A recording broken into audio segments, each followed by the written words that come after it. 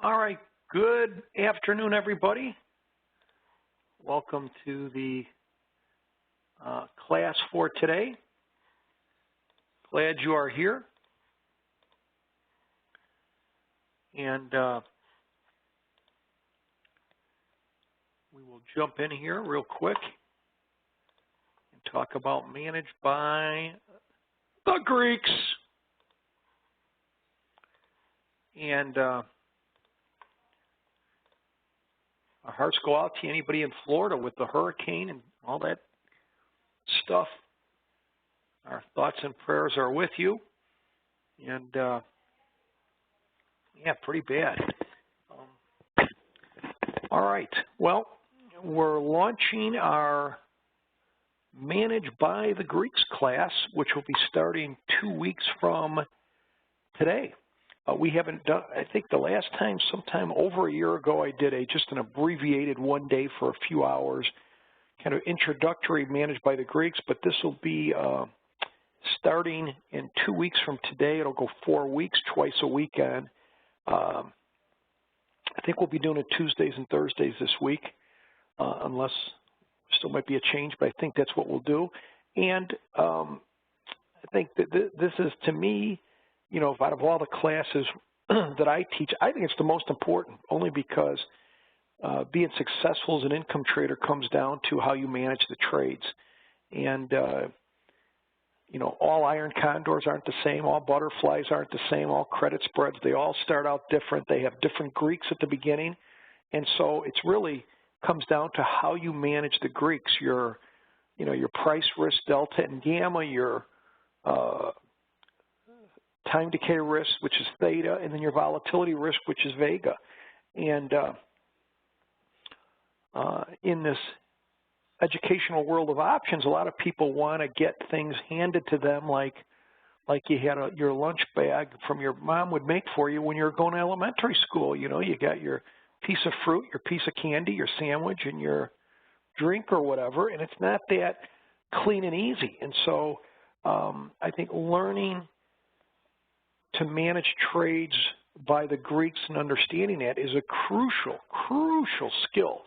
We're going to talk a little bit about that today, but we will be teaching during the class how to manage the Greeks regarding calendars, credit spreads, iron condors, multiple trade positions, butterflies, all the way down cash secured puts, covered right type strategies. So you know, it really helps you to dial in on how really to manage a trade, you know, and instead of just being a rules-based or seat of your pants type trader.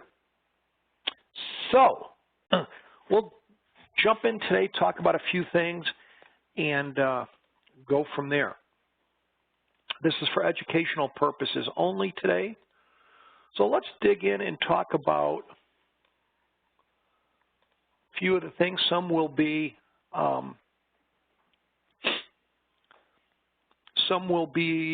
maybe a little more basic for you. Some might not be. We'll see. So managed by the Greeks, you have price risk. And managed by the Greeks simply means managing a trade by looking at the 3 or 4 different types of risks. Your first one is going to be price risk. And when you're talking about price risk, you're talking about 2 Greeks, right? Talking about price risk, you're talking about delta and gamma, right? And delta, you can always look at delta in terms of stock equivalent. So if your position is short, you know, if your position is short, you know, 20 deltas, right? And here's a symbol for delta. Well, you know, what does that mean? It means if it goes down $1, you make $20. If it goes up $1, you lose $20. So think of deltas as stock equivalent, right? Let me give maybe an easier example. If you're 50, you know, if your position deltas are 50, think in terms of stock equivalent, especially for a smaller move. So if I'm 50 deltas long, we go up $1, I make 50 bucks. If I'm 50 deltas long, just like if I was 50 shares of stock long, if it goes down $1, I lose $1, or I lose $50. So delta, look at in terms of stock equivalent. Gamma is just telling you how the delta is going to change if we go up $1, right? Correct? Or down $1. I mean, that's really what it's going to teach you. So if you look at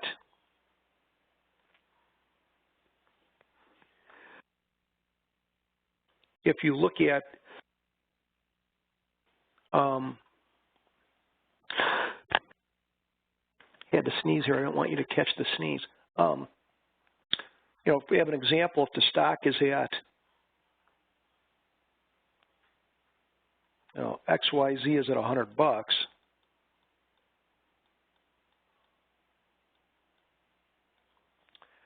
and you have the at the money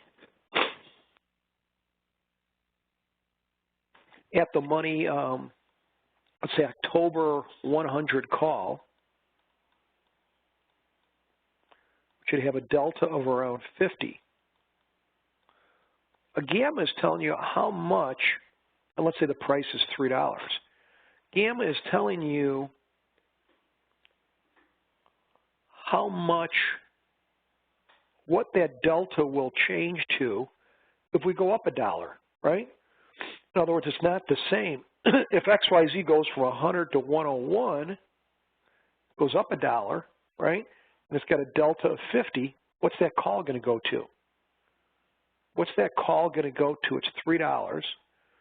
You pay $3 for an at-the-money OC 100 call.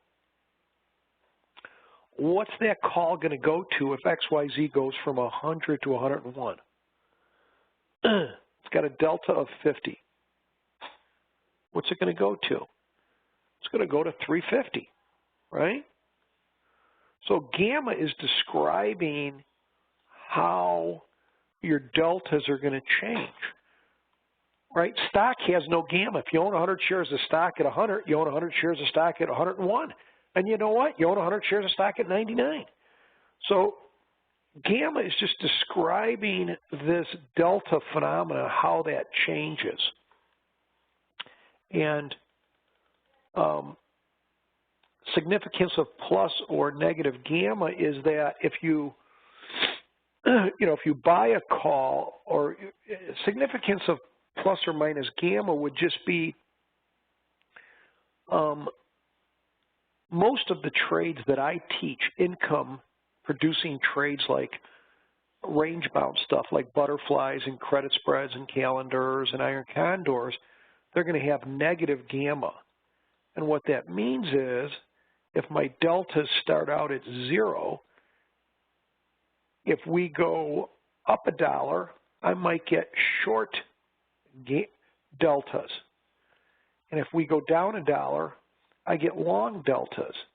Is that good or bad to get short deltas or short stock as we're going up and long deltas or long stock as we're going down? Is that good or bad? Is that good or bad? That's bad.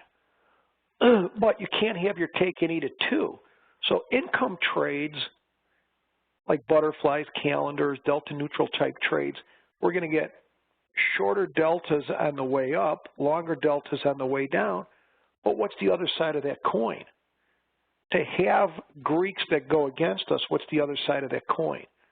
Do we have positive or negative theta? Positive or negative theta? Positive theta.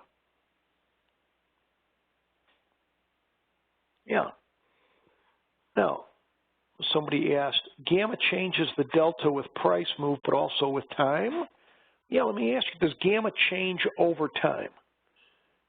Does gamma change over time as we get near expiration? Yes or no? Yes or no? Does gamma change as we get closer to expiration? Dramatically. And that's why many times when we're managing iron condors or butterflies or income trades, I yell at the top of the roof of my house, get out! When you're about a week from expiration at the latest, get out! Why? Because the rate at which your deltas will change changing against you on these negative gamma trades as you get closer to expiration is exponential. And so, you can, from a practical point of view, what that means is you could be up $1,000 and then down $1,000 the next second because things change a lot of the last week. So these are the most important, in terms of the Greeks, these are your most important Greeks, in my estimation. Price risk, your most important of the Greeks, number one, is your delta and gamma, right? Delta's, I would say, by far, but delta and gamma, but price risk, that's the number one thing to focus on. Which one do you think we're going to rate these the most important, 1 to 4? What do you think? This is just margin or risk capital, but what do you think out of these 4 is the least important? Yes, Wayne, gamma is the rate of change of delta. Which is the least important of these 4? Rho. Yeah, this means nothing, especially with the way interest rates are. This is, unless interest rates go up dramatically, this isn't even, forget about it, So number 1 is price risk. I would say number 2 is going to be volatility risk, which is Vega, how the volatility changes. And then number 3 is time risk, or theta. But for income trades, a lot that we do, time risk is good. I mean, we like time to pass, right? So really the 2 main risks that I deal with all the time for, that I think you should focus on is your price risk, which is delta and gamma, and then volatility risk, which is Vega. If we take the Greeks of a long call, 25 days from expiration, so here's a graph of a call 25 days from expiration. You can see the green area, right? The green area is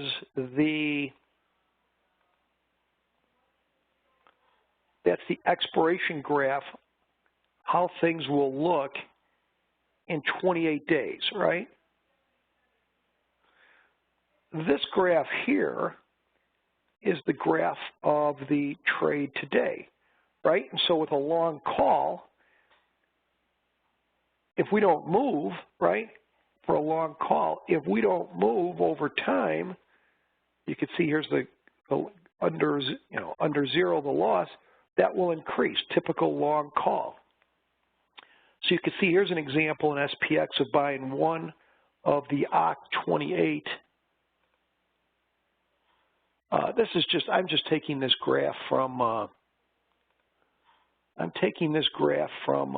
Thinkorswim. I just took it right off their brokerage.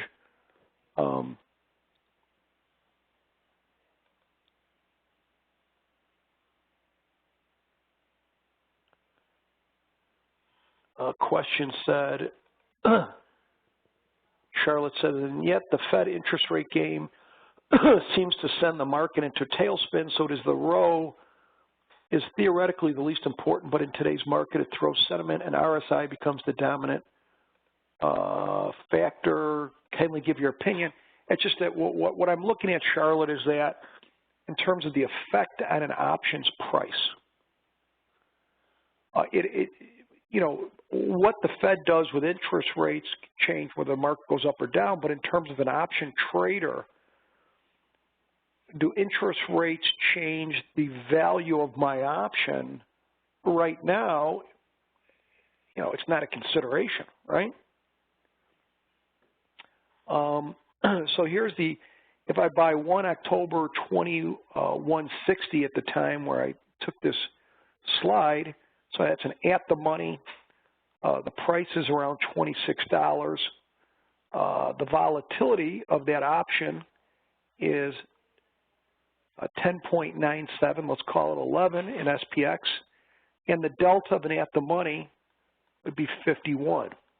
Let me ask you a question. Is an implied volatility of an 11 IV of an at the money call in SPX, is that high or low? Is an implied volatility of 11 high or low? low, right? Correcto. And as we see, it's got a delta of 51, a theta of 49. All right, does that number get, does the negative, so it has a theta of negative 50. It's a theoretical number. Basically, it's 50. That means today, or the day we put this on, I have theta of $50, and that number increases as we go towards expiration, especially towards the end, right? That's just saying rate of decay, how it decays. That number will grow, and it's a long Vega trade where, because you're buying a lot of time premium, if volatility goes down, you can lose quite a bit, right? And so, you know, that's the Greeks of a long call. And so, yes, you have price risk when you buy a call, but if you buy volatility, if you buy a call when the volatilities are high, then you have a lot of volatility risk. Is there a lot of volatility risk for long call buyers right now in the market? Is there a lot of volatility risk for long call buyers in the market right now? Is there a lot of volatility risk? No, right? I mean, volatility risk, not a lot. Now, 14 days into the future, you remember the theta was 50, 14 days into the future for a 28-day or 25-day trade, 14 days in the future, our theta went from 51 to minus 71, right? And our Vega, right? Our Vega went from 229 to 151. So why on a 25-day trade would our Vega go down 14 days into the future? Why would the Vega of a at-the-money call 28 days till duration, if you put it for a 28-day call, why would the volatility go down almost in half as you go 14 days in the future? Anybody know? Why? So we have a call, 25. You buy a 25-day call at the money in SPX. You go 14 days into the future, so there's 11 days left. Why would the Vega go from 229 to 151? Yeah, the answer is declining time premium, right? There's less time premium. And that's what volatility is a measurement of. Volatility measures time premium. You could see 21 days in the future on a 25-day position, and you could see the graph of the position, today's graph, you can see it's all underwater, right? And that's your biggest risk on an at-the-money call, right? And that's your biggest risk of an at-the-money call because your theta goes up. So we're 21 days in the future. Your initial theta was 49 minus per day.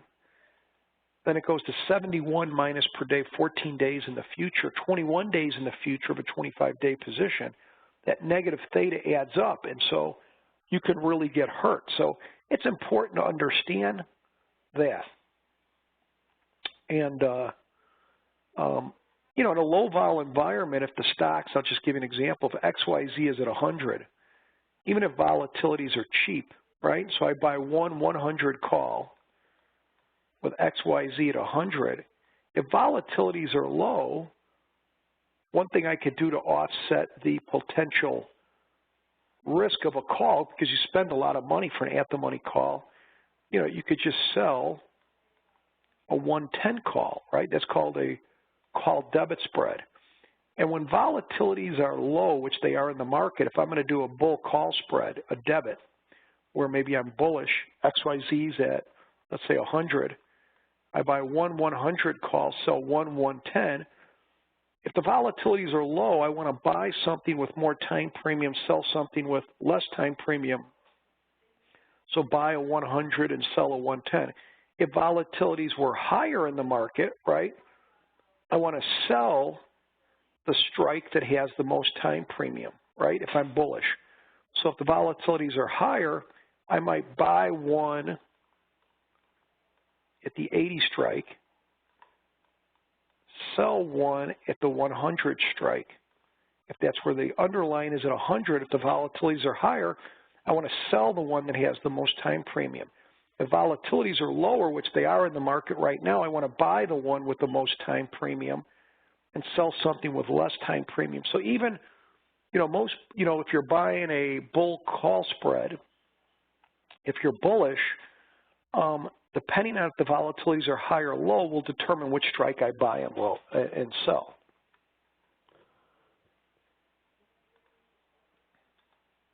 The Greeks of a bull call spread, here's an example with SPX at 2158.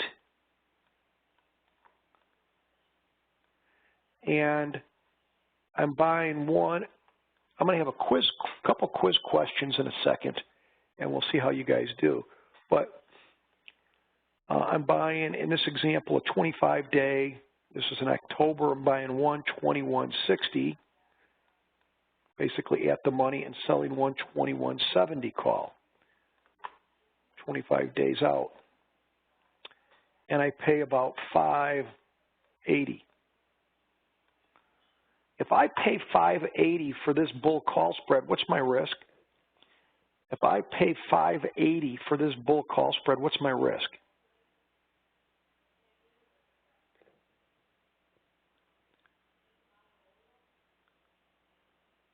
$4.20. The width of the spread is 10. What did I say? How did I word it? Did I say what was the risk? Did I say what was the risk? Your risk is what you pay for, right? What I could make is the difference between the strikes, 10, minus 580, which is 420. And I make 420 if the price is above my short. But my risk on a call bull spread is what I pay for it, right? And so I'm buying the 2160s, selling the 2170s. Now, I got a question. All right? So everybody can see that the cost of this is $5.80. Give me an approximation. You have enough information that you could see it there, right?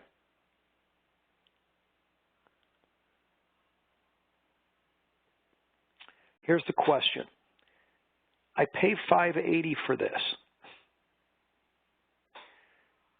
Give me a rough idea. If the stock goes up $1, theoretically, what will this price go to? If the price of SPX goes up $1, approximately, theoretically, what will that go up to?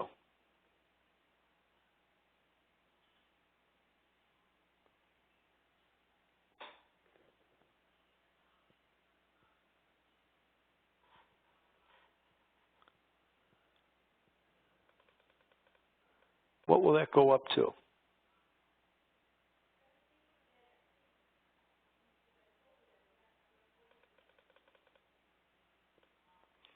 The answer would be the price right now plus the what?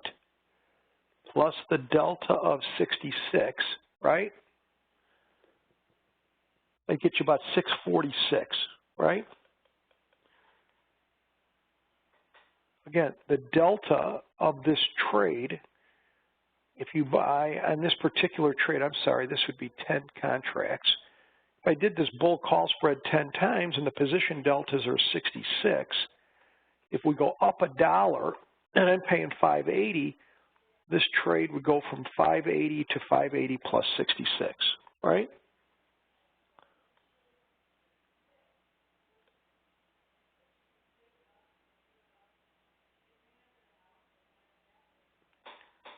Yeah, plus the gamma. Yeah, I'm throwing the gamma out of that. You're right, Dino. It'd really be less than that, right?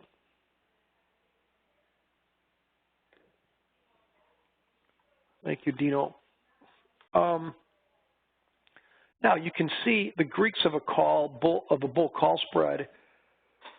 We're doing this 25 days from expiration, and you can see your deltas are 66 long. It's a little bit short gamma.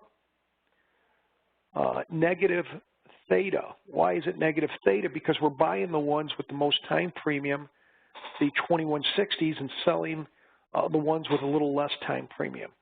We're long vega because we're buying the one with more time premium than the one we're selling. Now, so this is a picture of it and information 25 days from expiration.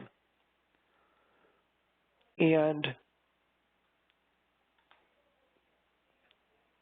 if you look at here, as you go 25 days in the future,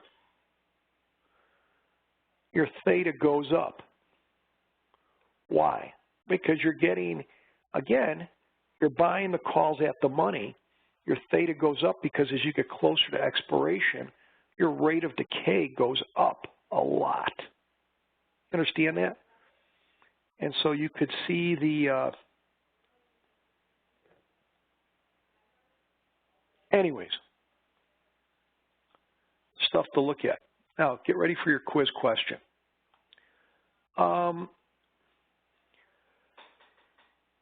So we're going to look at delta and vega of 25-day options. And again, the key things to look at is your vega.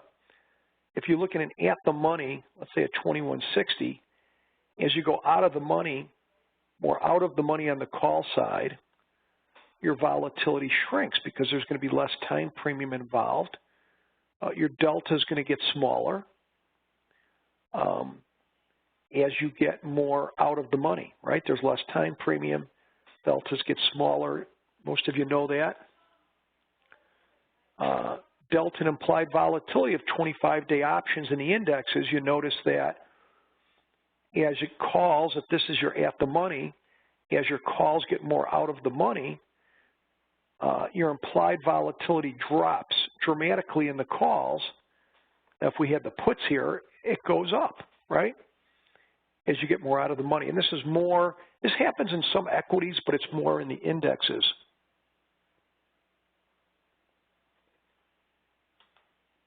Now, I got a question for you.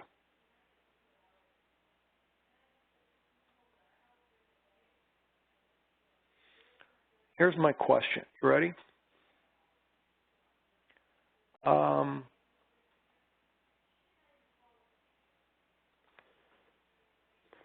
Get ready for this question.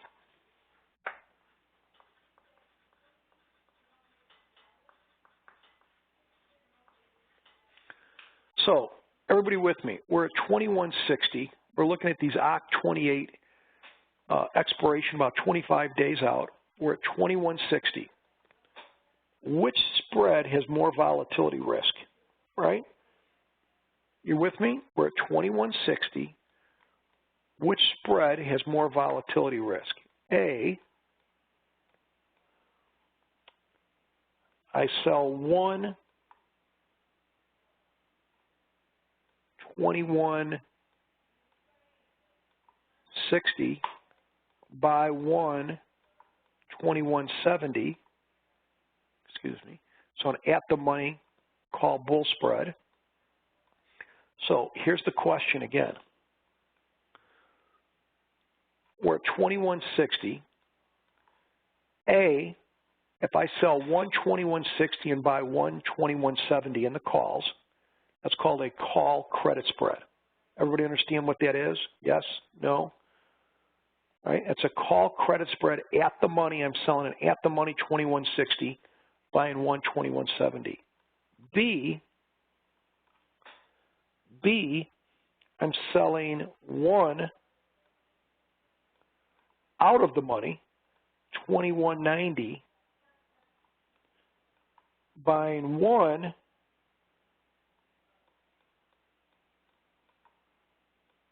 $2,200 call. So this is an at-the-money called credit spread. This is a out-of-the-money call credit spread. Which one has more volatility risk? Which spread? A or B? A or B? Feel like you're at the eye doctor? A or B? Next, C or D? Which has more volatility risk?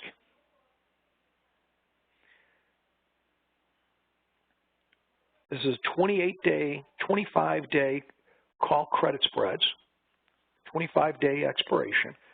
A, selling 121.60, buying 121.70. B, selling 121.90, buying 122.00. Which has more volatility risk? Drum roll, let's see what you guys said. Many of you said A. Most of you said A. So what do you think the answer is? Most of you said A. So what do you think the answer is? It's, of course, it's B, right? It's B. Right, so let's take a look at this. Greeks of a call credit spread. Here's a call credit spread at the money, right? Where you're selling the 2160s at the money, and you're buying the 2170s. If you look at the Greeks, we're 65 delta short on the position. We're short a little gamma. We're positive theta because the options we're selling are going to decay quicker than the ones we're buying. There's more time premium. And your vega is short 27. Everybody with me? So vega short 27 theoretically means if the IV goes up a point, we lose 27. If the IV goes down a point, we make 27. Everybody get that? Why? Well, again, we're selling more time premium in the at the money than we're buying in the out of the money. So if volatility goes up, we lose money because we lose more in our short because we sold more time premium than we bought. And if the volatility goes down, right, and we're short vega, we make money. Why? Because we sold more. The ones we sold are at the money. We sold more time premium than we bought. So if time premium shrinks, if volatility goes down, we make more in our short than we lose on our long. Now, so vega of short 27. Here's a Greeks of a call spread, 25 days to expiration, and we're selling the 2190s, and we're buying the 2200s.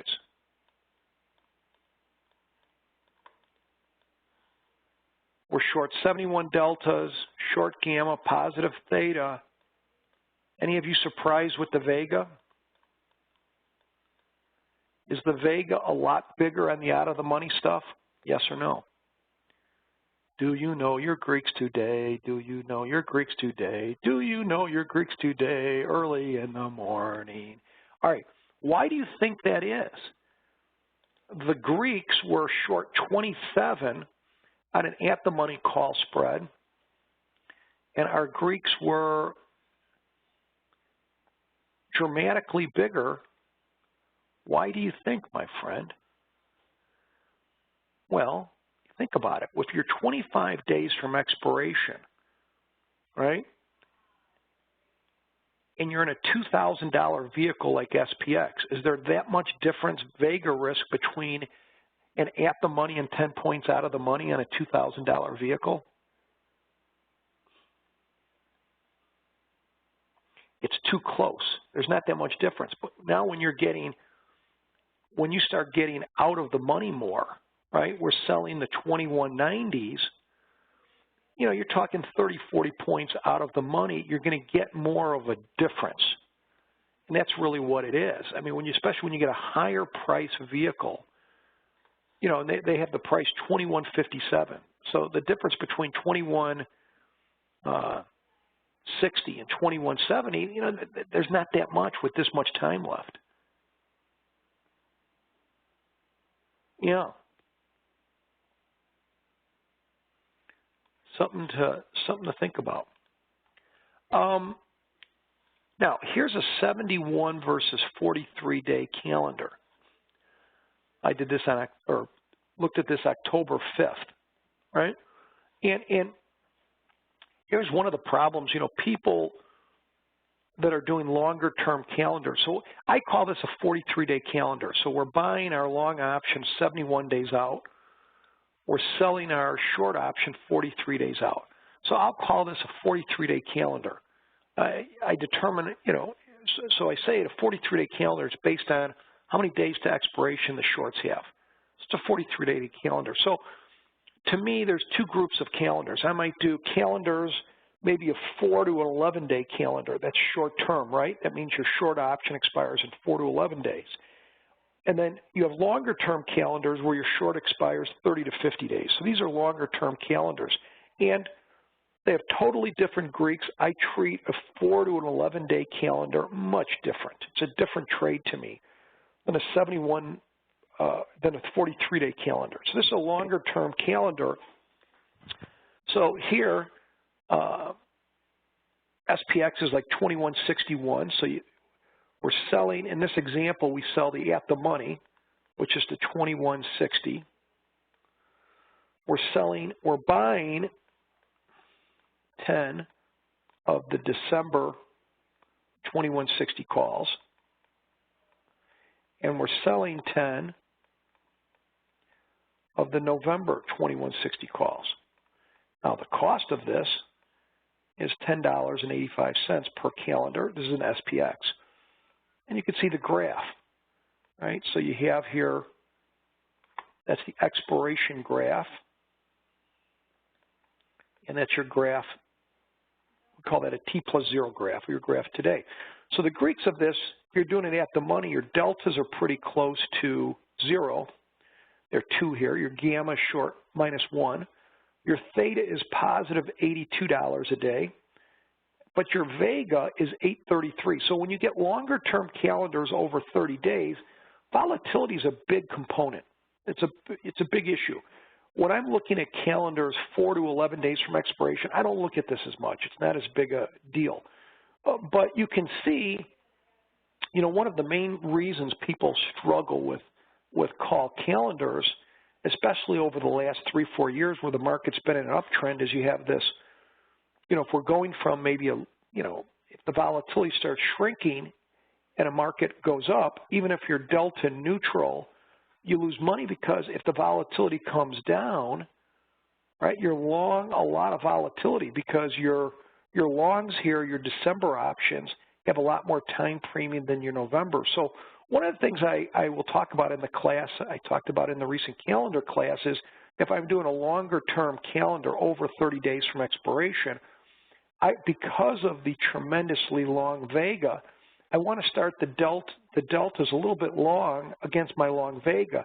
So when I'm doing a 43-day calendar like this, in most situations, if we're at 2160, I'm going to start the calendar a little bit higher at the 2170 strike or the 2175, not because I'm bullish, but to offset the long vega or the volatility risk which you have if the market goes up. So anyways, how many of you need a good Excedrin headache or Excedrin aspirin after a little bit of a discussion on the Greeks?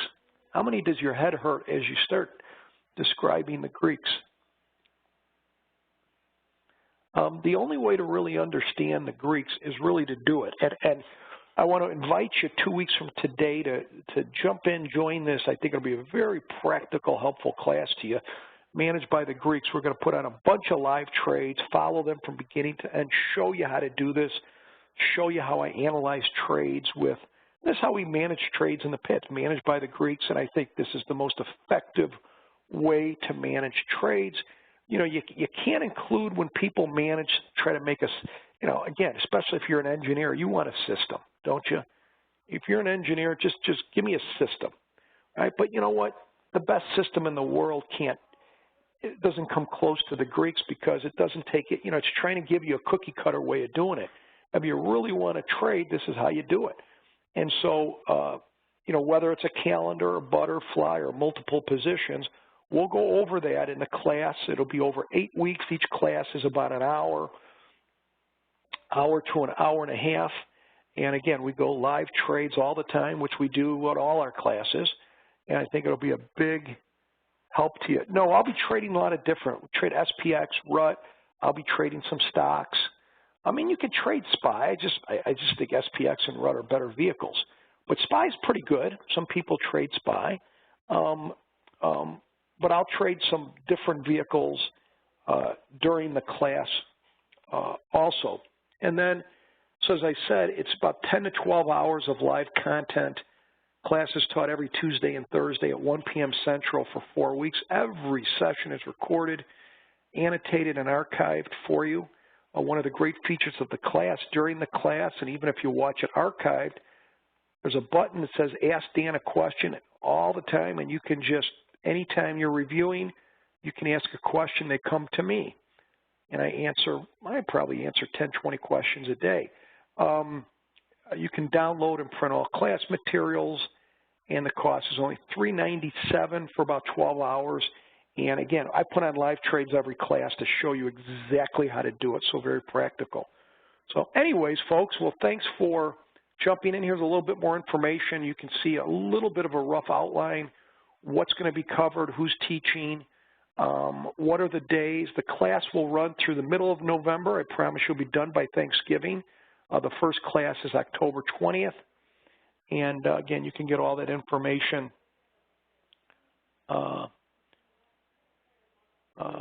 but yeah, in you know, Thinkorswim or some of the others, you can do everything that I'm talking about in an IRA, right? So I know for Thinkorswim, you can do everything that I'm talking about in the class in an IRA, right? The way I'm teaching it. So will the class be recorded if we can't attend every session live? Everything will be recorded. So the classes are at 1 Central by 3 o'clock, 2:30 when the class is done. They'll be archived. By the time you get home from work, it'll be up there. And as you're watching the material, many of your questions will be answered. But if you still have questions, you just hit the Ask Dan a Question button. And not that I'll answer it. You know, I may be in bed, but if I'm not in bed, and you know, usually I have a pretty good turnaround within 12, 24 hours. Your question will be answered usually much quicker, unless you email me in the middle of the night or something. And we'll go from there. So look forward to it. I think, again, I think this is the most important class we teach, just because I think the most important criteria, you know, to be a successful trader is risk management. So hope to see you guys, folks. And 2 weeks from today, you can sign up on our website and have a great day. We'll see you later. Thanks.